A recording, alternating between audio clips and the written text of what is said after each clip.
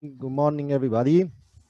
My name is Maurizio Cocchi, and on behalf of European Sustainable Phosphorus Platform, ETA Florence Renewable Energies and Biorefined Cluster Europe, I would like to welcome you to this fourth Phosphorus in Europe research meeting. We are starting now. I will give you a few practicalities about this event, and then I will leave the floor to our chairs. So we are right now in the opening session. We have 2 plenary sessions today and 5 parallel breakout sessions. This opening session will end at, the breakout sessions will start at 11:15. And you will receive, you will find an option, a button on the right bottom side of the panel, where you will have the option to choose which breakout session to enter. So you will find it in the panel, in the Zoom panel, right before the start of the breakout sessions. You will find a whiteboard in the breakout sessions, and the chairs and the rapporteurs will help you in case this is useful to collect notes. After the breakouts, we will have a break and then a final plenary closing session.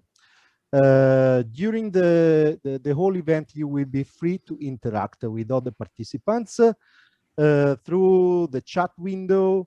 You can also raise your hand, but I would also like to remind you to please mute your microphones where you are not speaking and to turn off your cameras.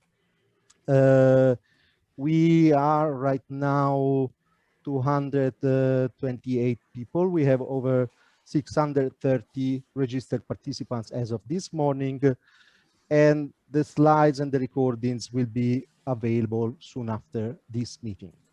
So I hope I wish you a good day, and I hope you will enjoy the event.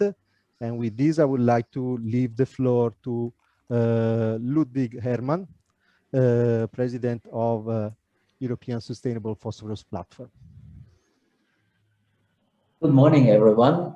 On behalf of European Sustainable Phosphorus Platform, as one of the co-organizers of this meeting, I welcome you this morning to our Phosphorus Europe in Europe research meeting, which is the fourth meeting in a row that started 2015 in Berlin, continued with 2017 in Basel and 2018 in Rimini, and this time is the first time that we meet virtually.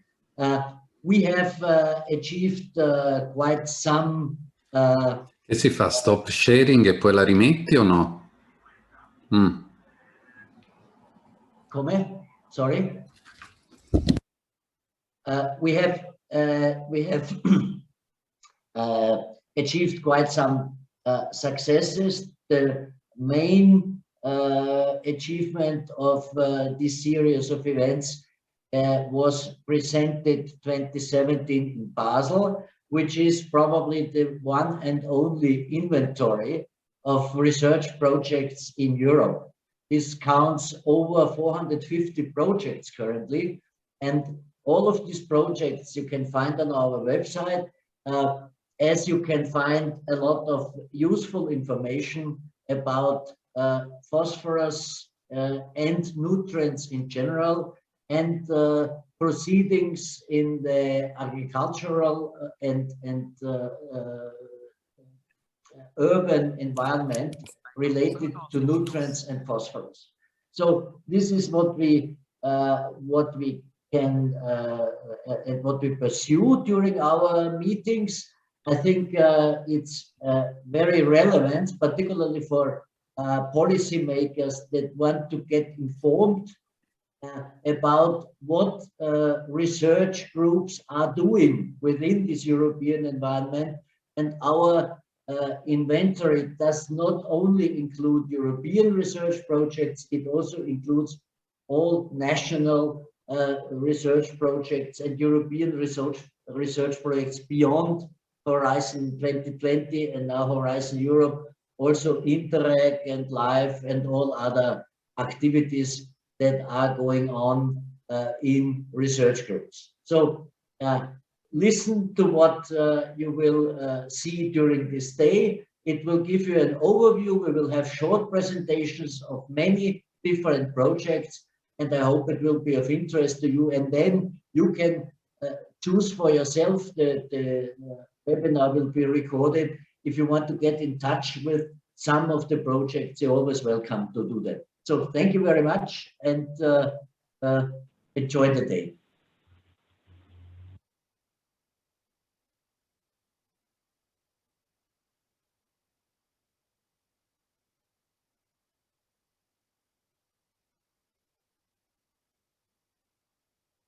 Okay. So we have, I think we can start with the first presentation from Alfred Gant. Alfred, do you think you can share your presentation now? No, I sent it to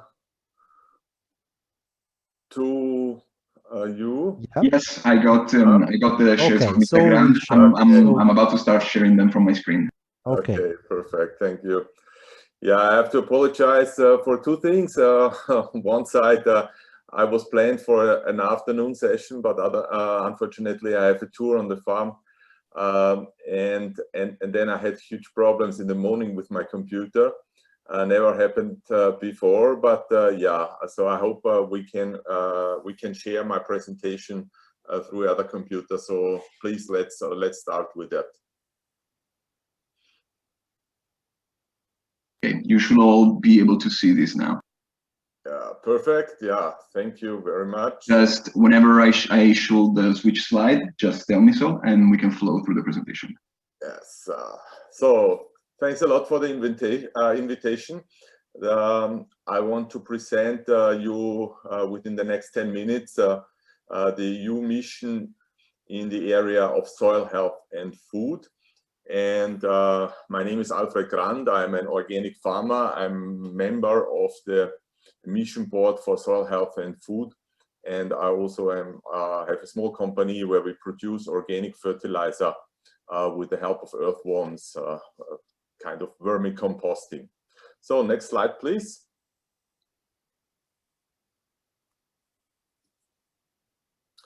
Yeah, the European Union has in her new research program Horizon Europe also 5 missions, and each of these missions has a budget of about up to 1 billion euro, and so it's quite a big project. And one of these missions is called Mission for Soil Health and Food, and these missions should be projects that are bold and inspirational, but also targeted, measurable, and time-bound.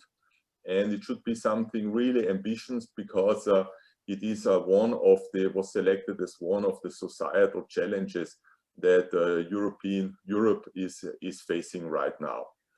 Next slide, please. So our mission has the title "Caring for Soil is Caring for Life." And the aim is that till 2030, we want to have at least 75% of our soils healthy, and either to be healthy or to show at least a significant measurable improvement for all the indicators we are proposing. Next slide, please. So why do we need such a mission? Why do we need a mission on soil health? As you all know, healthy soil is the basis for our food, but also soil has a lot of other different functions like water regulation, biodiversity, sequestering carbon, nutrient cycling, and this is a topic that fits perfectly into this conference. Soil is scarce. It's not a renewable resource, so it's considered as non-renewable resource because making soil is a super slow process. healthy soils are also needed when we think about the European Green Deal, the big project that is European Union now undergoing, and fits perfectly into the farm to fork strategy, into the upcoming soil strategy, and all other things. Next slide, please. So why do we have to act now? Soil is under huge pressure. So in Europe, we think about 2.8 million potential contaminated sites. Soil is at risk for eutrophication of nutrients and soil into the water. And in total, we have costs associated with soil degradation in the European Union exceeding 50 billion euros per year. So these are numbers that are coming from the GRC, from the Joint Research Centers. And at the moment, we consider, or the Joint Research Center considers 60 to 70% of all soils in Europe unhealthy. So what we want to do till 2030, we want to turn around these numbers. We want to go from 60 to 70% unhealthy to 75% healthy. So you see, it's really an ambitious program. Next slide, please. So what do we want to achieve with such a mission? We want to see a reduced land degradation. We want to conserve soil organic matter, also for mitigating climate change. We want to stop soil sealing, net soil sealing. We want to reduce soil pollution and enhance restoration. We want to prevent erosion. We want to stop erosion. We want to improve soil structure. We want to reduce the global footprint of EU soils. So it's not only about, the focus is definitely on European soils, not only on agricultural soils, but also forestry, urban soils, and so on. Focus is on European soils, but still we also see that we have a huge impact on global soils. Next slide, please. So how do we want to achieve these mission goals? And we start with the number one is research and innovation, so something that you would be definitely interested in. And then we see a second building block that's called living labs and lighthouses. So this is something that is for huge interest for me, because I, as a farmer, we have a lighthouse farm and demonstration farm. And these living labs are regions within the European Union. And we are proposing 100 living labs to establish till 2030. So these living labs are regions, and within these regions there should be research going on with a multi-stakeholder approach. So scientists work together with practitioners, with NGOs, with politicians, and then there are lighthouses within these living labs, and these lighthouses should act as research hubs, but also as a demonstration hub. And then there is a third mission building block, that's soil monitoring. And so we will monitor this, we will try to monitor soils within the European Union on a much more detailed level. I will go later on about the indicators. And then there is soil literacy. So there is a lot of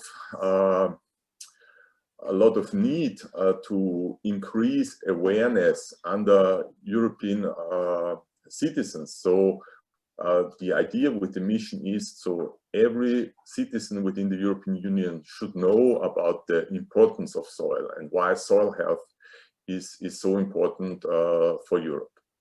Next slide, please. So these 8 indicators that we want to monitor is soil pollutants, excess nutrients and salt, something that's interesting for you also, then soil organic carbon, then soil structure, including also bulk density, so physical soil characteristics, then biodiversity should be monitored, soil nutrient and pH level, vegetation cover, landscape heterogeneity and the area of forest and other wooded lands should be monitored. So that's the building block on monitoring. Next slide, please. So what are the next steps? How does that proceed? So what we did till now is we made a proposal to the European Union Commission, the Mission Board, and now we are in the finalization of the implementation plan and the internal Commission assessment. And in June and July, the Commission will decide on the 5 missions. So which missions will happen actually. So it's still not clear. No, we still think we think we will make it, but we'll make it happen. But it's still a political decision if these missions will be put in place and which ones are the first one and how that goes. And then from September, so in autumn 2021, the first missions will be launched, hopefully, and then in 2022 the first calls will be open. So there is already one call is already in preparation. It will be open soon, and then in 2022 the missions will start to get into place. Okay, that's from my side, from the mission. I hope I could give you some information, and if you have any questions, I'm happy to answer them. Thank you.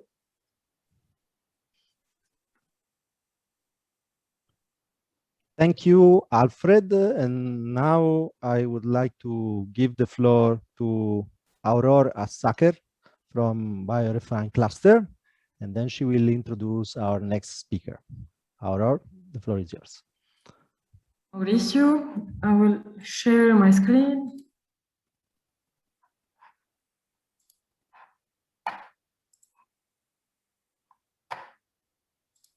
Can you see my screen? Yes. Okay, perfect. Thank you, Mauricio. We are happy to organize together with the ESPP and ETA Florence this Phosphorus event. And I would like to briefly introduce you to the BioRefine Cluster Europe. We are a cluster of 32 EU projects of Horizon 2020 and Interact project. And some of them are present here with us today. And we focus on working on bio-based resource recovery. And I would like to invite you to follow our updates and events and the results of our project, and to follow us on our website, which is the main platform, and then on Twitter account, on the LinkedIn account, and to register to receive our monthly bulletin. So, and now I will share the floor with Ana Robles Aguilar, who is my colleague and working on phosphorus recovery. Thank you.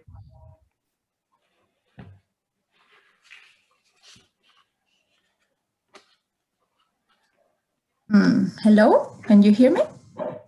Yes. Okay, I would like to share the screen.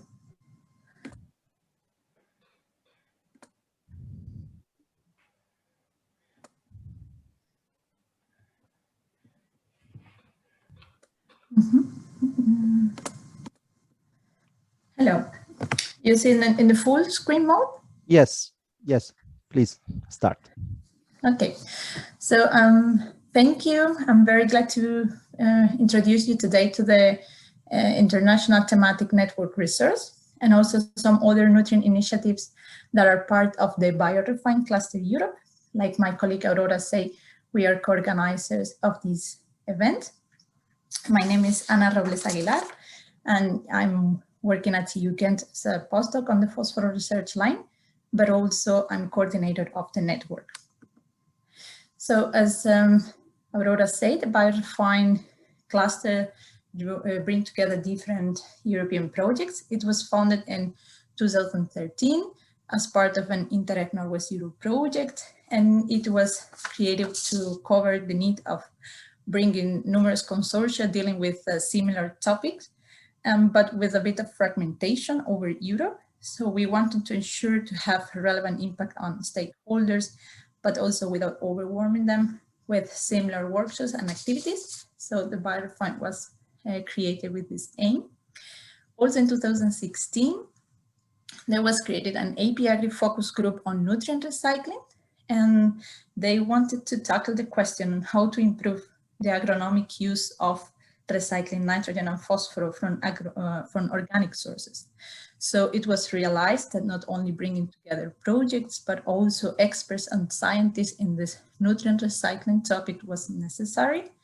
And in 2018, the International Scientific Network Resource was created based at UCANT, and it was with the aim to support the scientific community in the area of the resource recovery, as the name indicates, but also to support expert exchange over different institutes in Europe and support different educational programs.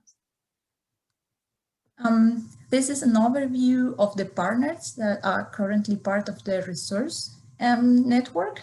They are from different disciplines. So of course we have many universities part of the network, but also water bodies or different research centers. And we are mostly partners in Europe, but we have a strong collaboration in Asia. We have 12 EU partners, but also 9 Asian partners at the moment. And you can see in the flags that we went to have the connection with South Korea and expand to China, because UCANT has a global campus in South Korea that we want to use as a bridge to further expand the European research in Asia. And also we have 2 partners in America. So we have one in Canada and a recently joined from Brazil. So here it's the 2 pieces of the puzzle. I wanted to give you the overview. We have the BioRefine cluster Europe that it's with the aim of clustering the EU projects towards joint output and communication, and the International Thematic Network Resource, more focus on the scientific community and supporting expert exchange and educational programs, both under the umbrella of upcycling organic waste and byproducts to renewable resources. Both in the BioRefine cluster and in the resource network, we have different working groups: nutrient recovery, water recovery, biomaterials, etc. What it concerns today, I will focus on the activities on the nutrient recovery working group, but very soon in the BioRefine Cluster Europe website, you could find direct links to the different groups, so you can target what interests you most or what your project is working related to which topic. Some of the activities on the nutrient group, I will start with the exchange programs.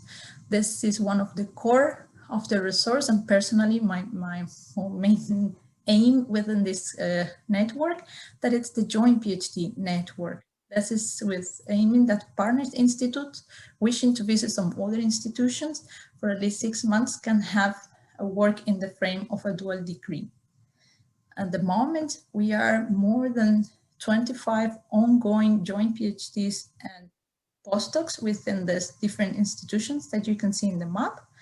I am one of the examples of this joint postdoc, so I'm working for both Ghent University and Research Institute in Spain.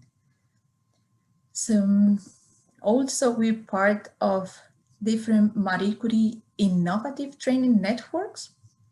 The AgriFind, that it's creating new agri-waste valorization pathways, and also Ferticycle that will be later presented today, that it's dealing with bio-based fertilizers from organic waste upcycling. So as you can see, all related with these topics of nutrient and bioresource recovery.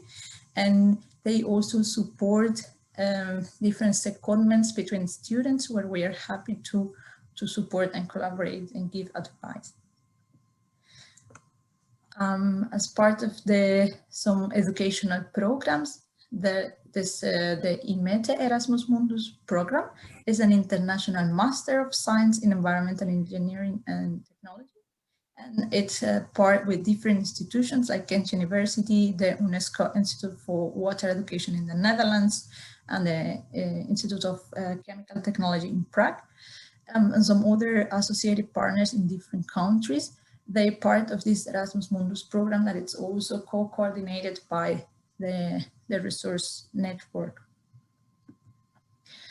But we also have a focus on creating and supporting different seminars, like the different summer and winter schools. We have one in 2019 that was held physically in Ghent. This year we did a winter school in collaboration with the Fertilizing project and the University of Copenhagen. It was all online, but also both were a big success and were free of charge for the participants. So we would like to keep offering this summer winter schools to the PhDs that are part of the network. And we try to look for external fundings and collaboration. So we have a big support from the China Scholarship Council. They send us many students that are interested to come to one of our institutions with their own funding. And also in the case of Ghent University, we also look for research fundings from the Research Foundation Flanders as an example. And as I mentioned before, we have the consolidated network with Asia. I put already some examples, but I didn't want to forget to mention the Ghent University Global Campus in South Korea, and also participation in different proposals that we have with a part of the EU-China flagship initiative. So those were some examples of some of our activities. And I would like to summarize, if you're interested, what can you gain from being part of this network? And of course, it will increase your scientific output as part of the BioRefine. You can also send us your research and we can publish it in the newsletters.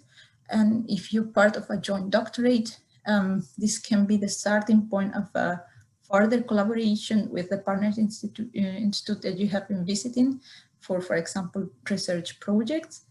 Maybe you get some financial reward, meaning the cooperating university or research center that you go can finance part of your research. And of course, the international experience of thinking out of your comfort zone or your expertise from your institute or your research center or your own project. Some other joint events on nutrients I want to highlight. The BioRefine Cluster Europe has initiated the initiative of ESMI. It's the reference European event on nutrient recycling.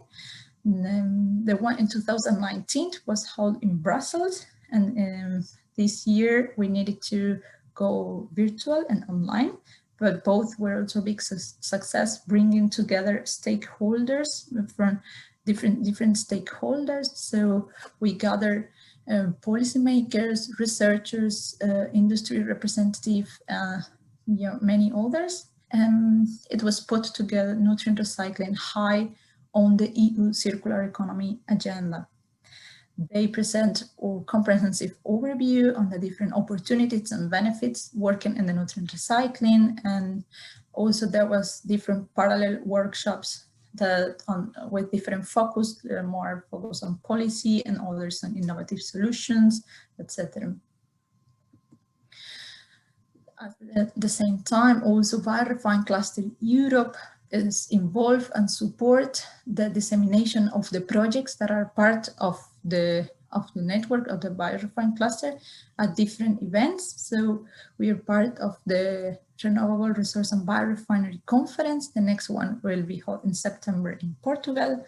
Also, we are part of the organization committee of the Manual Resource Conference, and very much highlighted today with our collaboration with the European Sustainable Phosphorus Platform, participating in the conference and with this PERM meeting. So with that, I would like you to meet the team that is part of all of these initiatives. Here you can find our emails and the links to find more information. So we will be very happy to hear from you if you would like to join any of our initiatives. And thank you.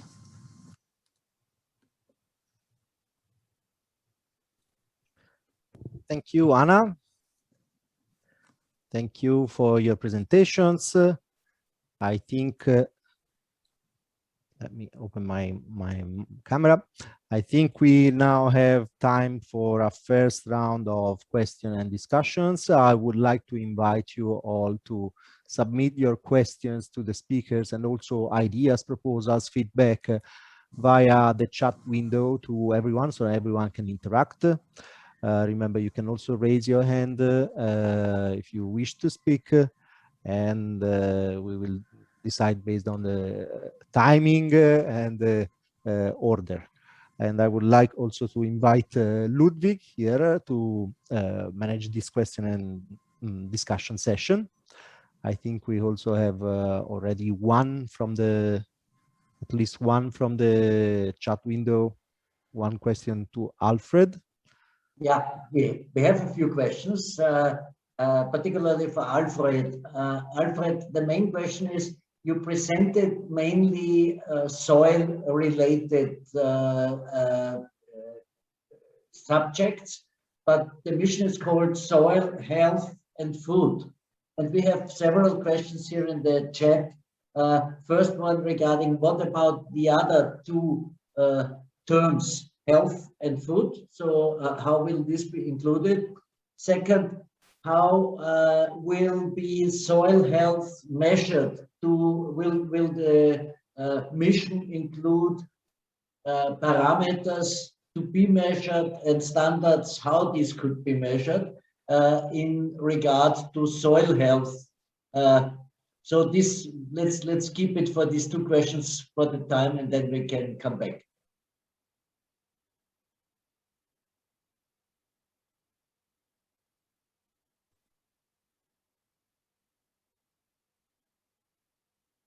Alfred? No more connected. Maybe some issue with the computer. Okay. Okay. Sorry, then maybe we can come back later to these questions. And yeah, because the main number or main questions are all for Alfred. So I think we can continue with our session. Maybe Alfred will be back for the main Q&A session later after session 2. Thank you.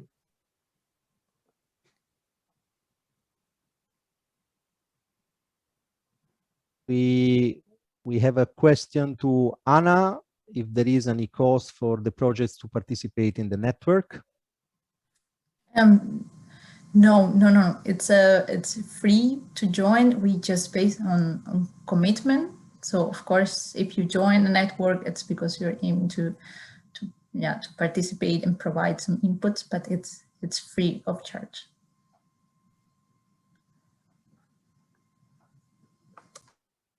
Thank you.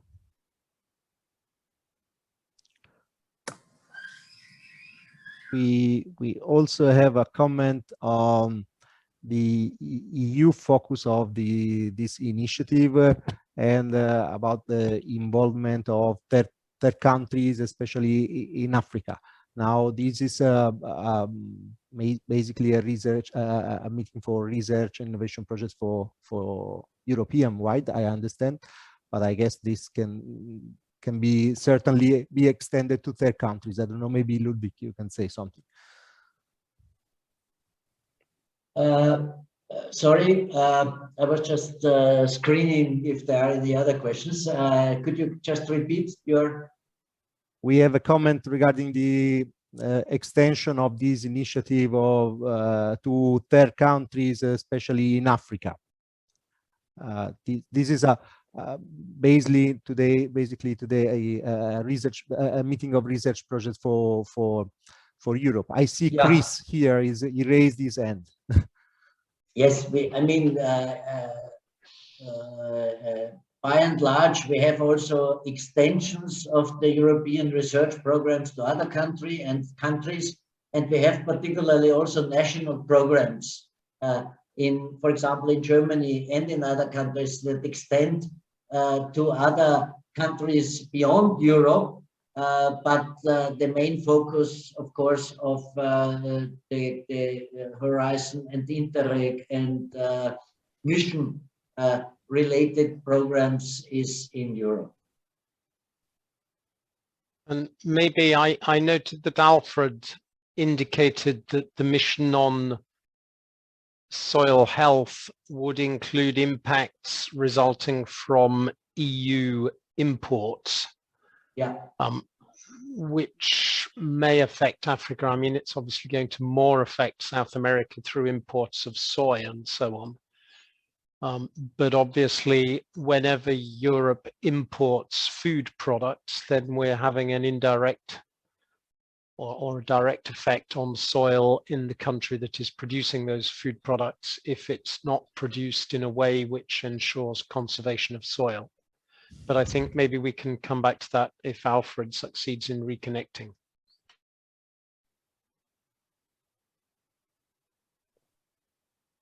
Not yet.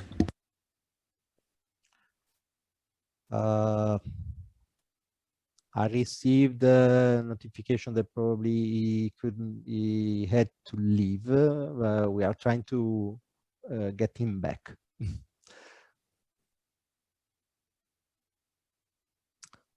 I think we can move on. If are there any other questions or comments?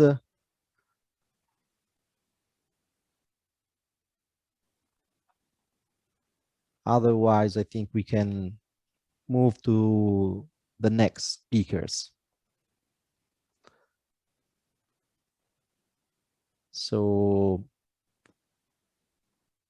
I don't see any other comments in the chat window. So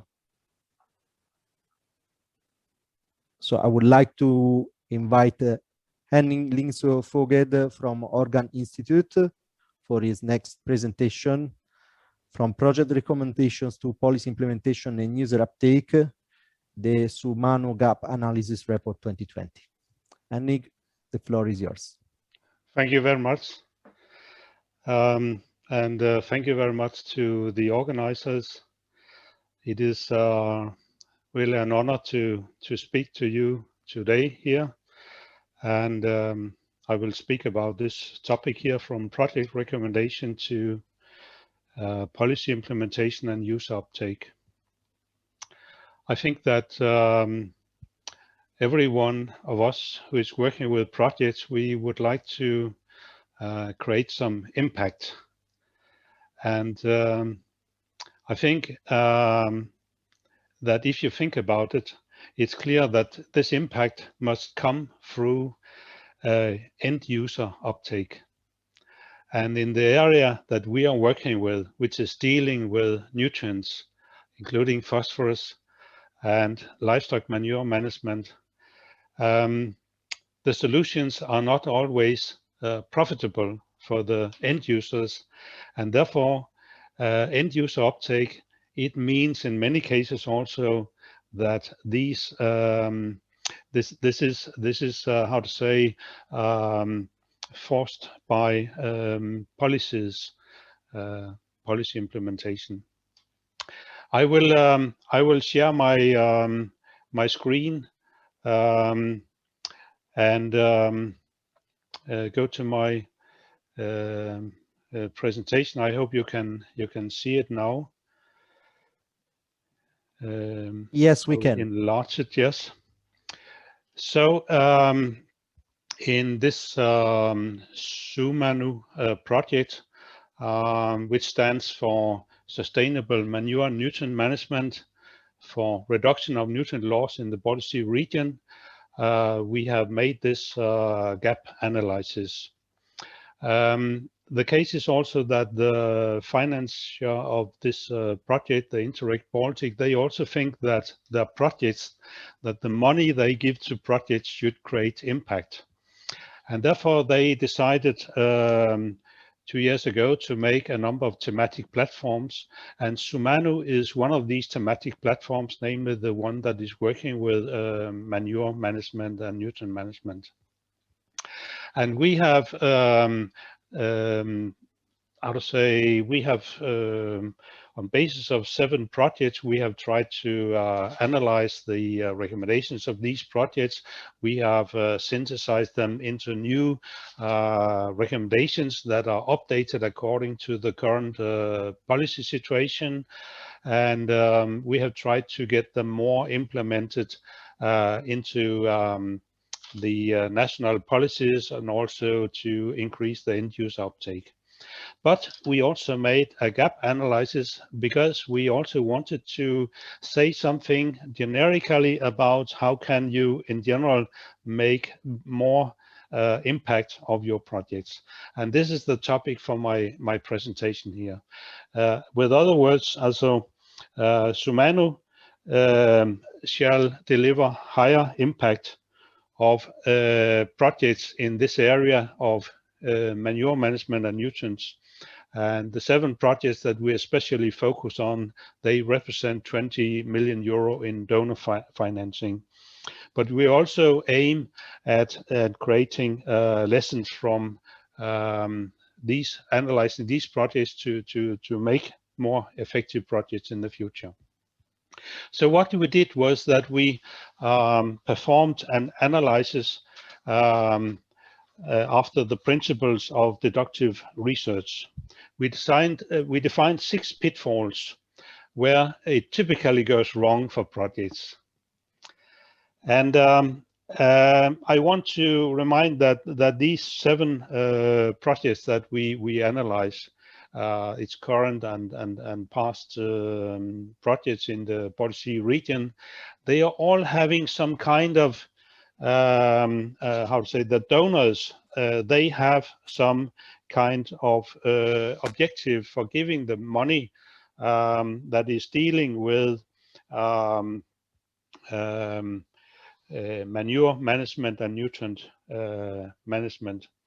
And it has a clear link to the EU strategy for the Baltic Sea region, and in turn also to EU policies in the same area about clean water and natural resources. And that also includes, for instance, the Water Framework Directive and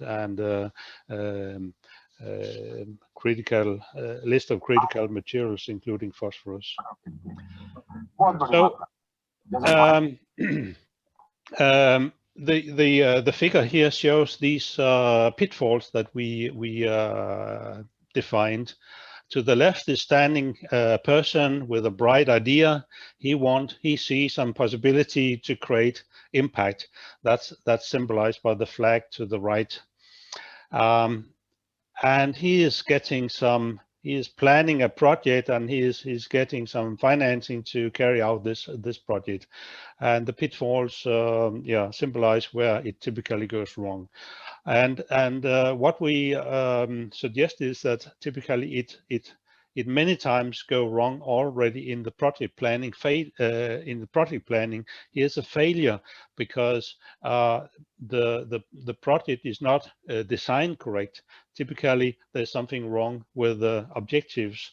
They cannot describe actually what is it for impacts they want to create.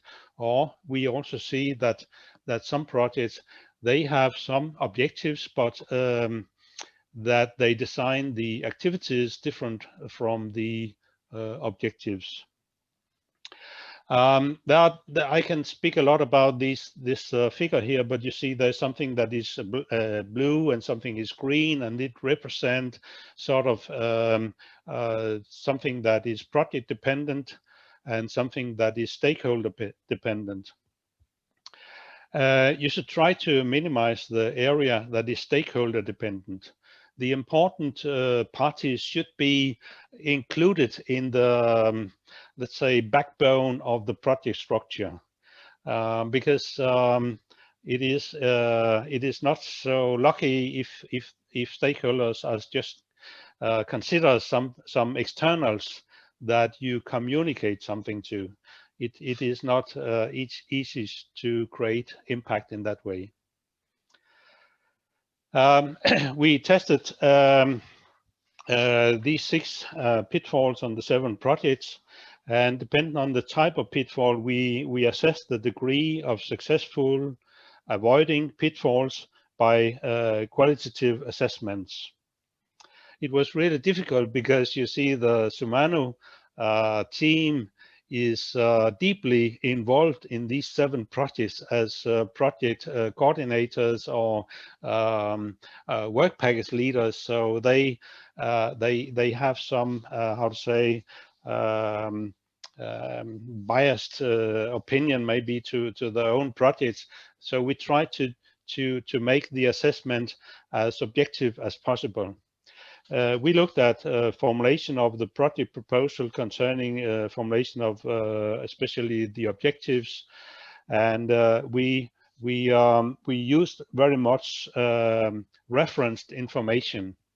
It doesn't help to say that we think that we had such a big impact. No, we wanted to see documentation that there was an increased use of a certain technology or practice by how to say statistical information or some amended legislation in the country to see if there was impact on the policies. And then we supplemented, especially concerning the impact on policies and end user impact. We interviewed some external stakeholders also, some that we expected would know about the policy recommendations and results of these projects. And we also interviewed one on the BSR at the policy region, macro regional level. And we did this for Denmark, Germany, and Poland. It was the plan from beginning that we would focus especially on regions with a high livestock density. And in the policy region, these are the countries where you find the highest livestock density. And this is because that when we work with agro-environmental issues, we could expect that the recommendations would first of all be taken into use where you have the sort of most livestock manure and nutrients and so on. So after we made this say qualitative assessment, we turned it into quantitative assessment because then things becomes more clear. And here's chart of the scoring. You don't find this in the report itself. I made this for this presentation here, but for me, when you turn the qualitative assessments into scores, everything becomes much more clear. And you see from the scoring of the 10 recommendations of these 7 projects that there's a huge difference. The lowest is 2 and the highest is 8.3. And in some cases there's empty space here, and it should maybe be 0 or minus, but it does not go into the average score here. So maybe number 4 here is even lower than number 7. And there's one recommendation here which seems to have been how to say had a good impact. On the other hand, if you look at the pitfalls, you see that the best is project results. So us who is doing projects, we are really good in producing results, but there's a really how to say there's a gap to overcome concerning policy integration. Here the scoring is really dropped. When we interviewed some of these persons here, some of them they maybe remembered the project name, but they could not say what was the recommendations, or they think that these recommendations were not something that was created by the projects. So it's really a pity that we are good in producing results, but not to get them in how to say used in practice and integrated in legislation. The lessons we learned is, at least some of them, is that the pitfall concerning the project design is rather easy to handle. We should simply, that is what we recommend, is that a project is only funded if they aim at producing policy impact or end user how to say uptake. And concretely, we suggest that projects, they both should present development and immediate objectives, and that they should evaluate these against the SMART principles. You know, SMART principles, it's not something that you write in a scheme in the proposal, but you just have a self-check that you are specific, measurable, and so on when you describe these things here. About policy integration, this is a difficult issue, and you know, if we don't get policy integration, the project will just confirm a conventional preconceptions of projects as being something that alone produce reports that are not considered. Earlier we said that they collect dust on the shelves, but now it's digitalized. Anyway, that there's too much ticking boxes, that we are producing some reports, we tick the box that we did this, and then we have finalized. But it's very, very important that projects, they focus more on how to involve the public administrations in the project structure, not just as somebody that are stakeholders. Typically a project, they make a workshop, a seminar by the end of project where they invite these who should take over the results, and then we tick the box, we did it. But it's not enough. We have to integrate the public administrations into the backbone of the project structure. And this is very difficult because typically if you go to a ministry or an agency or something, they cannot prioritize involvement in projects. So we need to find solutions for how to do this in a better way. About end user uptake, it's a little bit easier because it's somehow easier to involve end users in the project structures as partners, and this is very important. And end users should not just be somebody that receives some communication material or are invited for a meeting or something like that here. They should be integrated in the project, and that will ensure that what the project is working with is also something that has value for the end users. At least we could include user acceptance testing in project designs. Finally, I'll just mention that when we talk about policies, unfortunately, some have difficulty to understand the difference between policies and politics. As project makers and researchers, we should not create politics, but our work is based on politics. Our work is based on, for instance, politicians' decisions about the soil quality, as we just heard a presentation about, or about the nutrient use efficiency or phosphorus or whatever. And then we should, as researchers and projects, we should try to find the solutions. We should bring our policy recommendations, but how the policy recommendations should be turned into practice, it's up to the politicians to decide whether they will use the carrot or the stick to do that. So thank you very much. Here is the report I have been talking about, and you can find it on the link here. I think the presentation will be made public afterwards. And I can just say that finally that our gap analysis showed that there's room for improvement, and we pointed at some places where projects generally can be improved. Thank you. Thank you, Henning. Thank you for the very detailed and very nice presentation. I can tell you already that you have a lot of comments and also specific questions in the chat window. So I would like to invite you to go through them and think about comments and replies, which we will take later in the next question and discussion session after the next two presentations. And with this, I would like to invite Professor Eric Meers from Ghent University to provide this speech about nutrient recovery thematic network from project development to farmer implementation. Eric, the floor is yours.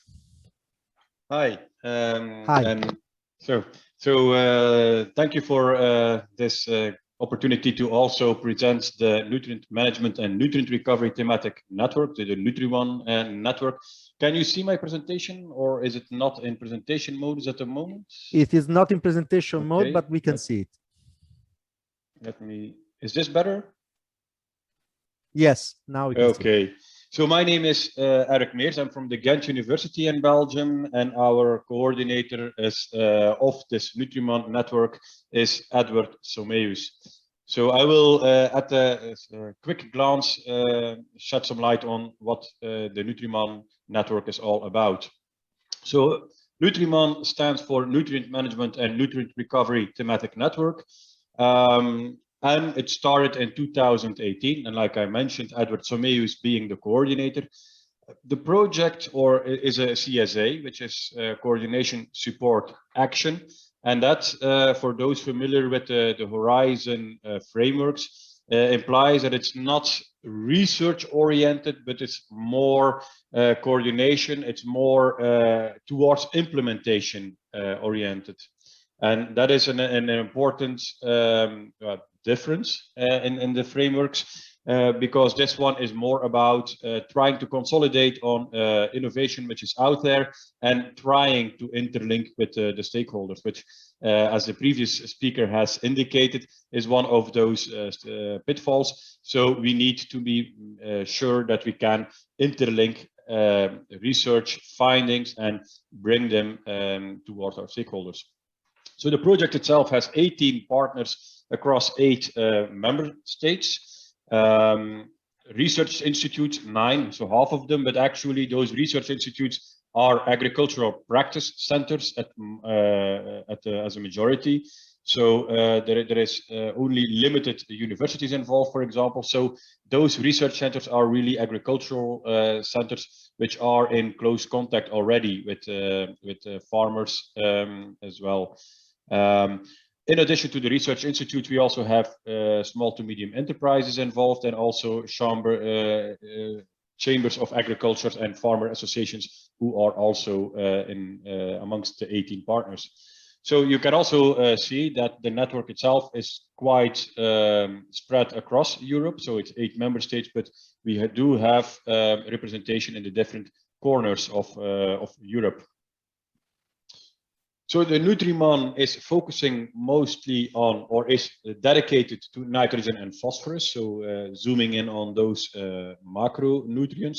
And it's a network which is aiming to share knowledge and to compile that shared knowledge and make it ready for practice. That means that the focus of the technologies being investigated and the products being investigated have this technology readiness level, and some of you might not be familiar with this terminology. The technology readiness level is a scale of 1 to 9, in which Europe indicates maturity level, 9 being commercial, 1 being conceptual, and 6 is the level at which you demonstrate your technology and validate it at a relevant scale, which means it's not research anymore. It has outgrown the lab scale, and it has moved into the relevant scale realm of demonstration and validation.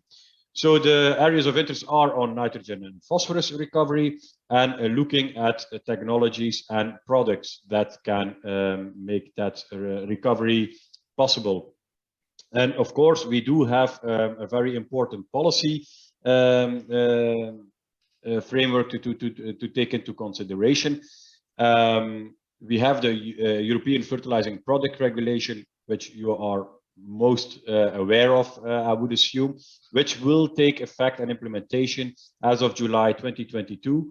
And the NutriOne network wants to ensure that those products and technologies are sufficiently familiar to our farmer stakeholders. It is therefore also a bottom-up approach in which we start from the farmer's point of view. What do they want? What do they perceive from products and technologies, and move from that direction. So the Nutrimon network identifies, so we have collected and identified innovative research. We have then evaluated technologies and products, both by the experts within the consortium, as well as by potential end users, and also having a farmer advisory board, for example, to make that possible. Then we have compiled ready for practice knowledge in practice abstracts, info sheets, as well as video, audiovisual materials and other types of training materials. And moreover, we have done so in 8 languages, corresponding with the 8 participating member states. So then the Nutrimon also shares and spreads this information. And then there is also the long-term vision that the platform, and I will give a little bit more insight on that platform, that this platform will be maintained and upheld for the next 10 years, so up to 2031, and available in 8 languages.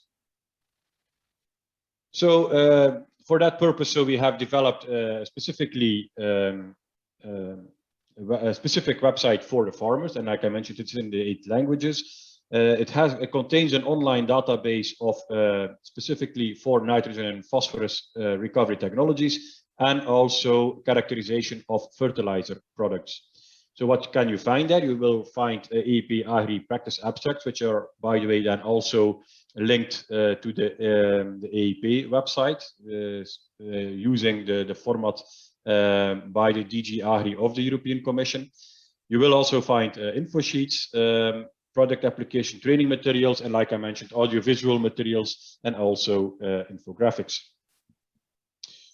So if you were to surf to the platform, which I cordially invite, you can also have specific information tailor-made for you as from your perspective as a stakeholder, whether you are a farmer, researcher, a company, or governmental or non-governmental organization, then you can have your tailor-made information.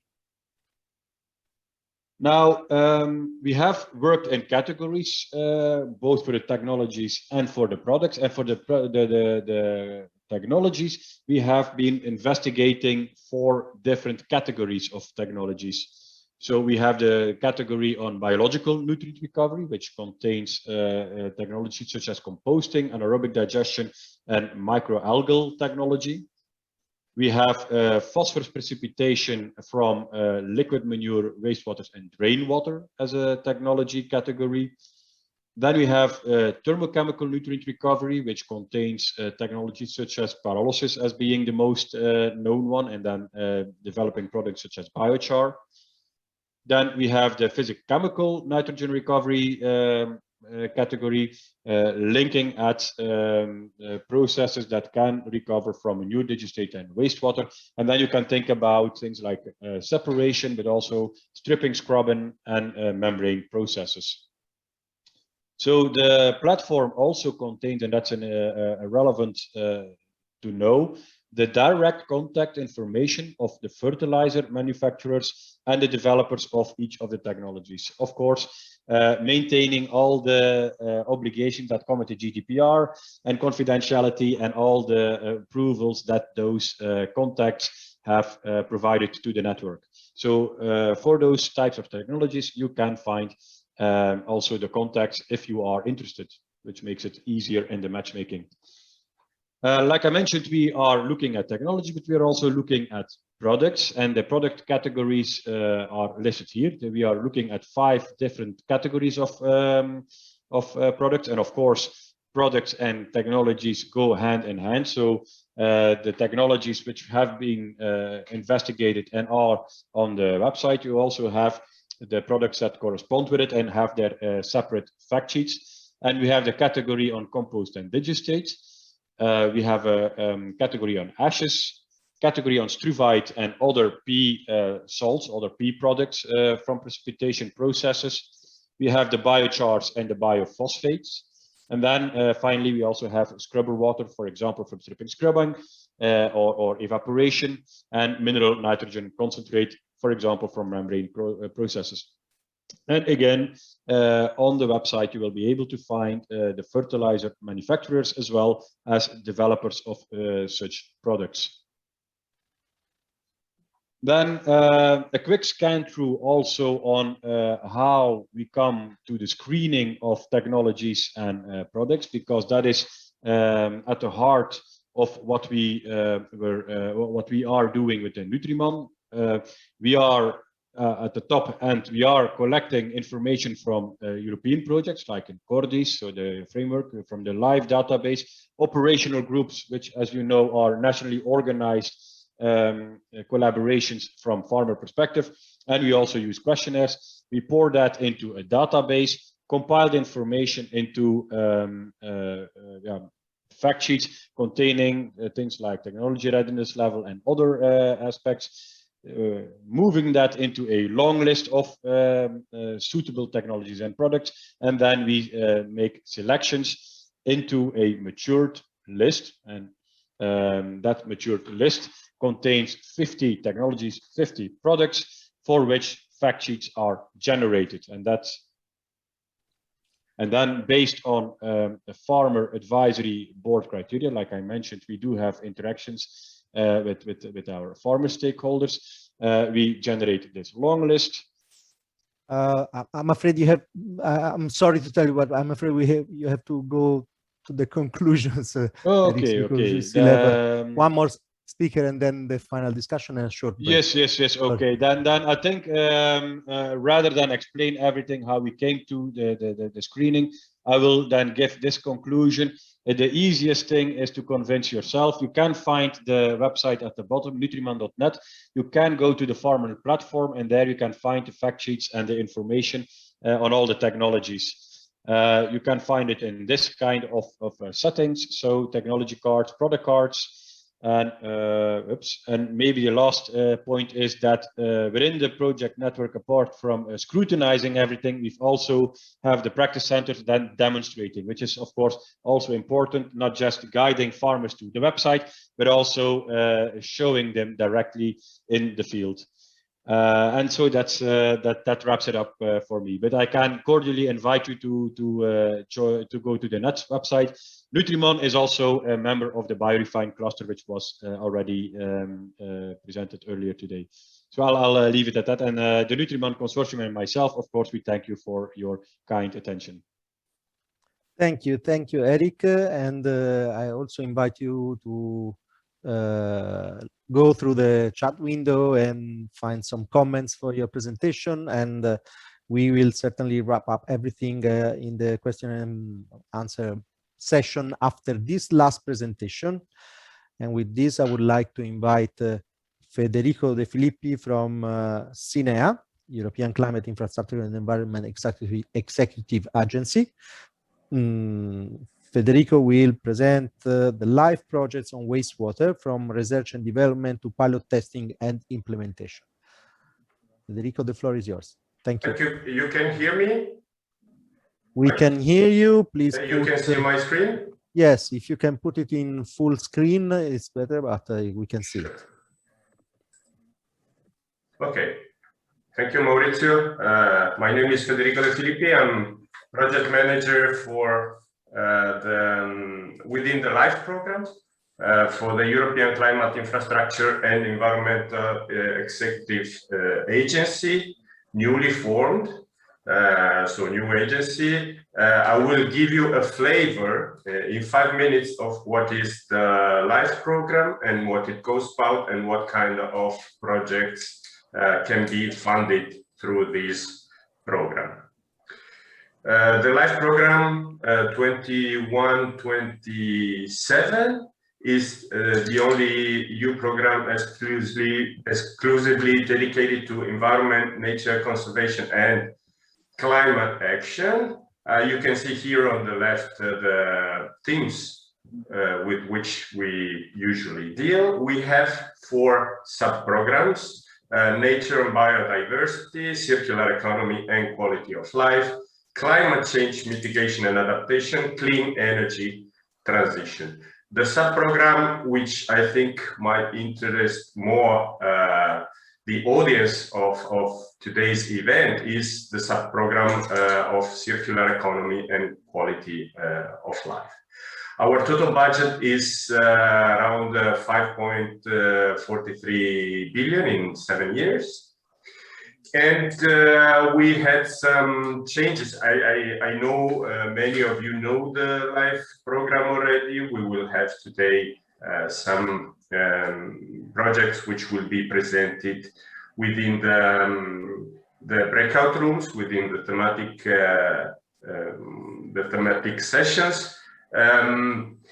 But we co-fund projects with around 60% of funding. Then it depends on the type of grants, and we will have some change compared to the previous programming period. One of the main changes is that we have included the clean energy transition, which was not in the LIFE program before. It was formerly part of the Horizon 2020. And my major changes compared to the previous program are expanded use of sorry, I hear somebody. Okay, expanded use of strategic integrated projects, which probably are not so interesting in your field, because they address like river basin management plans and waste management plans and air protection plans at regional or national level. But we will have new applications too. We will align with Horizon 2020, Horizon Europe. So you will have the possibility to apply in e-grants and in the funding and tender portal, which is quite a big change, because the LIFE program in the past years used to have its own application tools. Now we will align with the funding and tender portal, so probably it will be a bit more familiar to you. And one issue is that we will have greater flexibility to target key emerging issues. What does this mean? This means that the LIFE program is addressing projects with a bottom-up approach. It means that we do not tell you in our application guidelines what we want to see. We will indicate some preferences about some things, but as long as your project addresses an environmental, energy, climate issue in an efficient way, then it will be of interest of the LIFE program. So let's say we have a bottom-up approach quite marked. To give you an idea of the water-related LIFE environment traditional project. Traditional project means that it is not a strategic project. So let's say it's a standard action. This is what will be called in this new framework. From LIFE from 2014 to 2019, we have funded 99 projects dealing with water-related issues. And we have provided 227, the total cost, sorry, of the project was 227 million in 5 years in this case. And the total EU contribution is 123. So you see, it is around 55 to 60% the co-funding rate of the LIFE project. The average contribution of the water-related LIFE project was 1.2 million. Then you see it might change according to the proposals that we received. So it was in 14, 16, it was 1 million. In 17, it was 1.5 circa. In LIFE 18 was 1.7. So it might change in time according to the project and to their cost and to their requested fund. Let's see about our thematic area. We have that out of those 99 projects that we have funded from 2014 to 2019, we have 36 which are dealing with resource recovery and use from water treatment.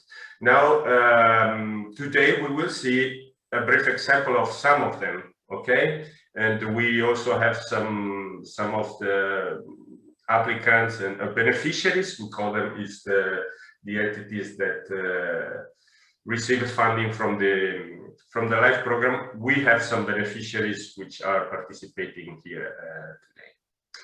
First one is a project from Spain, funded under the LIFE 2018 call. It's called LIFE Ulysses.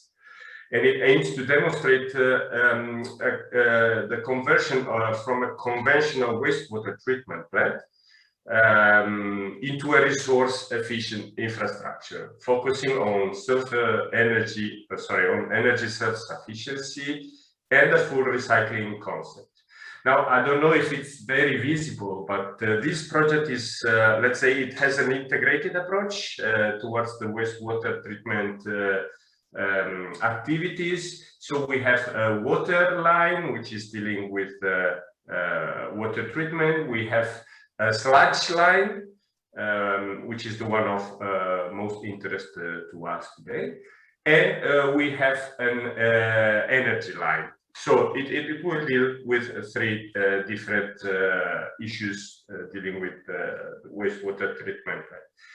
What is interesting to us is this part. So, sorry, it's in Spanish because this is what is available on the website. We have the nutrient recovery, and we have from the sludge through hydrolysis, enzymatic hydrolysis, we have the recovery of biofertilizer, and from the centric, so after the watering of the sludge, we have the production of struvite through precipitation. To give you an idea of what LIFE projects are dealing with, I have put here the expected recovery, nutrient recovery, sorry, and it is 60 tons of nitrogen per year and 20 tons of phosphorus per year. This gives me the opportunity to better frame what the LIFE program is, what kind of projects the LIFE program is looking for.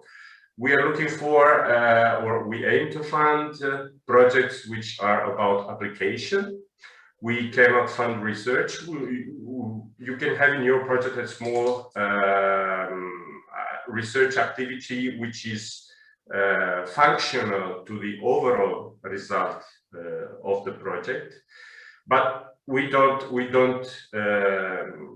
fund research projects because we have Horizon Europe for that. So we fund in terms of TRL technology readiness level concept, which was mentioned by the previous speaker Eric. It's we fund projects which are at a technology readiness level, which is 4 to 5 onwards. So you have to have a clear proof of concept. You have to have done your laboratory test. You have to have a consolidated technology. Usually we aim to scale it up and to go for full application. So we work here at full scale with wastewater treatment plants. Another project is from Sweden called Fertilize, always from 18. Here we have a more clear focus on nitrogen recovery. It's always with wastewater treatment plant, but we treat here they treat also leachate from landfill. Here we have an expected nutrient recovery of 35 tons per year of ammonia, so large scale even here. You can also have a pilot project, okay? So let's say, testing your technology at pilot level. This is, for example, the case of the new pies, in which we have application from reject water from digested sludge centrifuge, human urine, and landfill leachate. So different kind of applications. And here we have, through this technology, an expected nutrient recovery of 1 kilogram of nitrogen per day.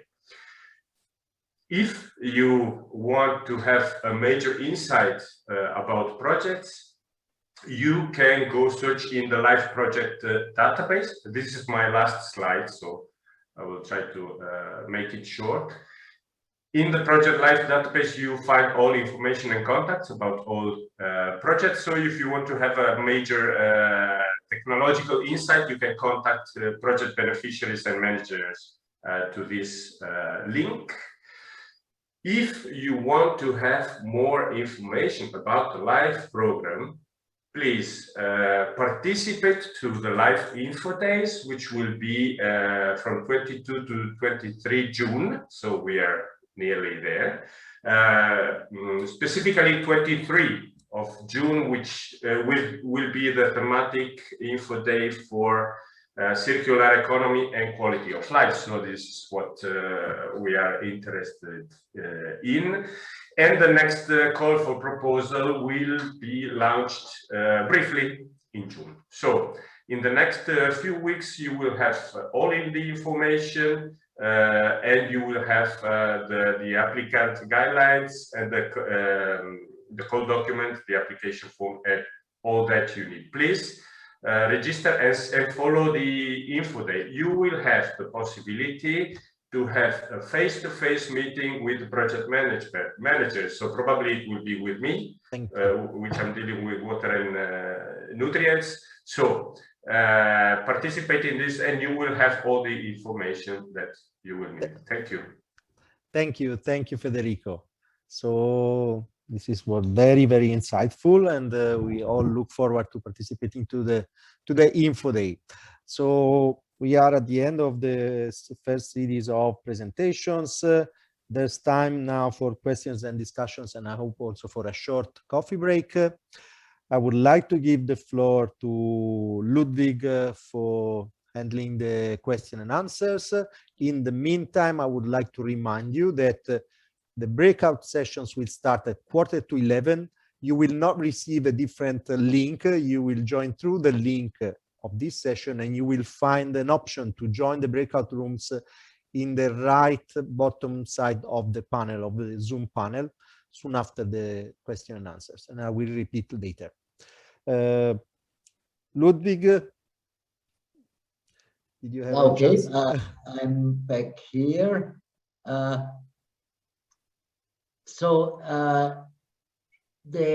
Is Alfred back in the audience, or isn't he? I'm afraid he isn't. He is not. Okay. So please, we will try to get answers to your questions directly by having direct contact with Alfred. And we will, anyway, we record the session, and we will keep you updated on the corresponding answers. In the last session, we had particularly questions and discussions. We had more discussions than questions regarding the policy impact of projects. This was addressed by Henning, and we had a lot of comments on that. So yeah, I mean, the essence of these comments is that it's a timing problem. This came from Bertrand Vallet, that the projects as such have no resources to deal with policies, and yes, policy recommendations and briefings, and particularly a follow-up of reactions can be particularly time-consuming. So this is, of course, an issue, and I think it is partly, or it will be partly addressed during Horizon Europe, as I have understood the preliminary program. So we may and hopefully see an improvement in the coordination between the messages coming out and the results coming out from the research programs and the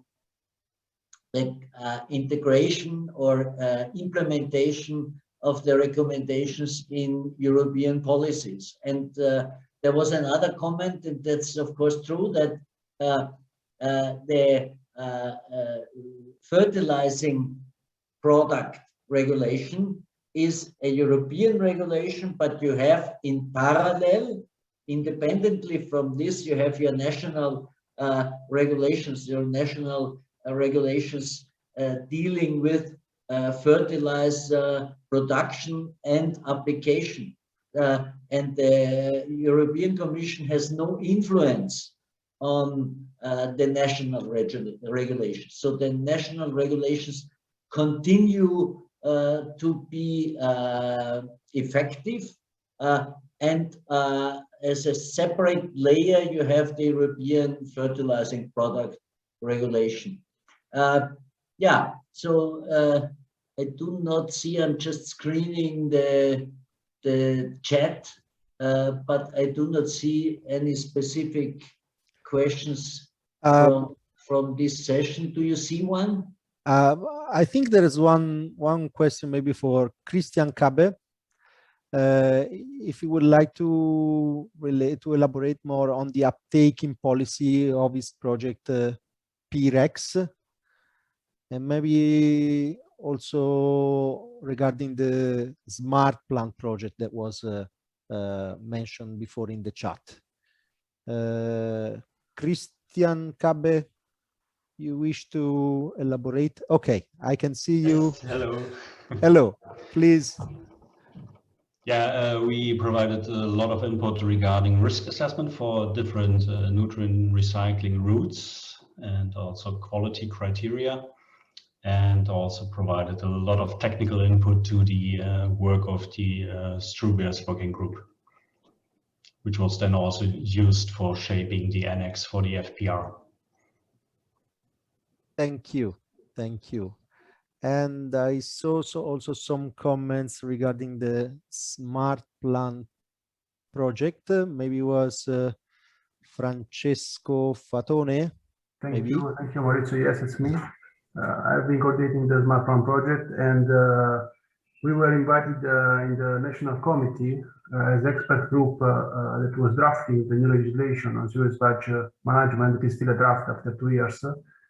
And the resource recovery was included as practice to be promoted. Also, phosphorus recovery was clearly included, and some end of waste criteria were elaborated.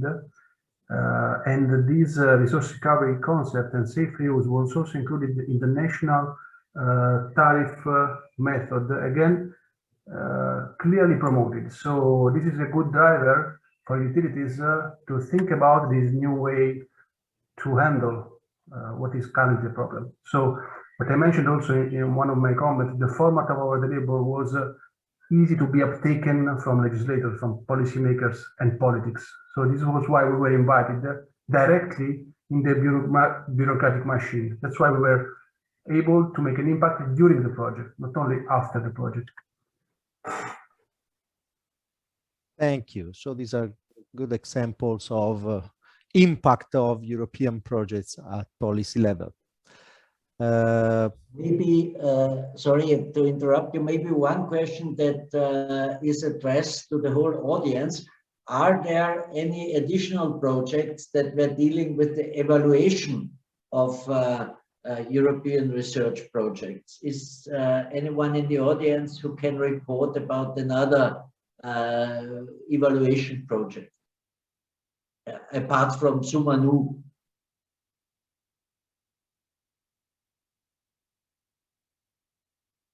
This doesn't seem to be the case. If anyone wishes to reply, please raise your hand or unmute your microphone. Francesco Fatone again. Please, Francesco. Yeah, I was involved only in one of the workshops. There is one coordination support action that is evaluating the Digital Challenge 5 projects. I've been invited as keynote speaker in one of the workshops. I don't know if some partner of this excellent project is here in this workshop, but that they are evaluating the Digital Challenge 5, including nutrient management. So that is very, very similar to what was presented by Annie. That was excellent. Thank you. I will share the link in the chat of this project. Thank you. We look forward to it.